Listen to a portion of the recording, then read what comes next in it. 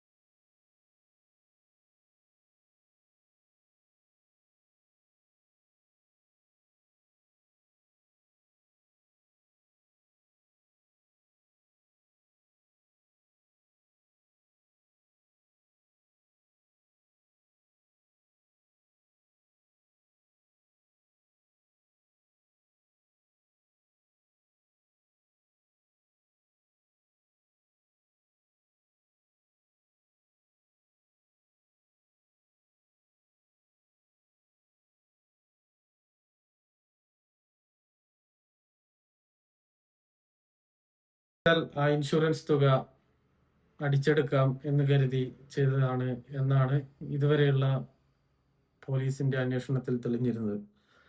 എന്നാലും സുകുമാരക്കുറുപ്പ് ഇപ്പോൾ എവിടെയാണ്, ആൾ മരിച്ചിട്ടുണ്ടോ ജീവിച്ചിട്ടുണ്ടോ എന്നൊന്നും ശരിക്കും പോലീസുകാർക്കും ഔദ്യോഗികമായി റിപ്പോർട്ടുകൾ ലഭിച്ചിട്ടില്ല. എന്നാലും ഹൃദ്രോഗമുള്ള ഒരാൾ 80 വയസ്സ് വരെ ജീവിക്കാൻ സാധ്യതയില്ല എന്നുള്ള നിഗമനത്തിലാണ് ഈ കഴിഞ്ഞ ദിവസവും വാർത്തയിൽ പോലീസ് പറഞ്ഞിരുന്നത്.